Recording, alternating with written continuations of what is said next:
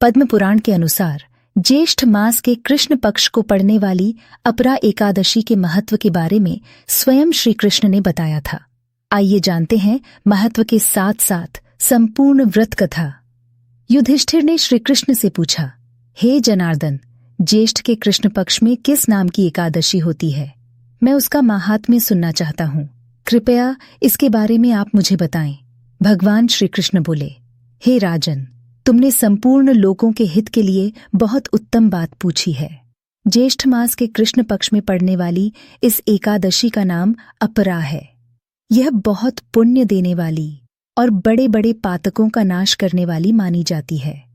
ब्रह्म हत्या करने वाला, गोत्र की हत्या करने वाला, गर्भस्थ बालक को मारने वाला, पर स्त्री लंपट पुरुष भी अपराधे एकादशी के सेवन से निश्चय ही पाप रहित हो जाता है।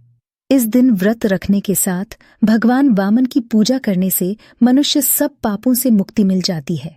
इसके साथ ही श्री विष्णु लोक की प्राप्ति के साथ इस व्रत कथा का पाठ करने या फिर सुनने से सहस्र गोदान का फल मिलता है।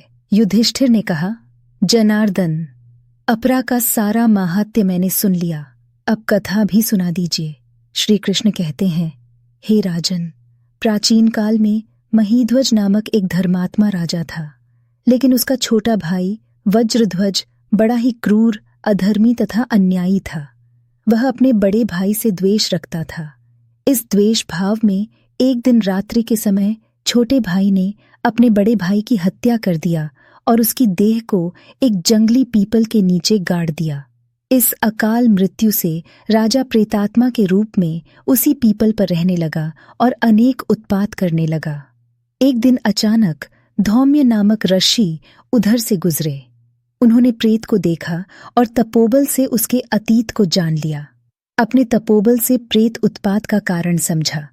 ऋषि ने प्रसन्न होकर उस प्रेत को पीपल के पेड़ से उतारा तथा परलोक विद्या का उपदेश दिया।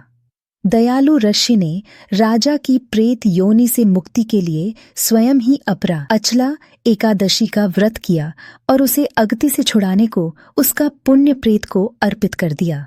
इस पुण्य के प्रभाव से राजा की प्रेत योनि से मुक्ति हो गई। वह ऋषि को धन्यवाद देता हुआ दिव्य देह धारण कर पुष्पक विमान में बैठकर स्वर्ग को चला गया।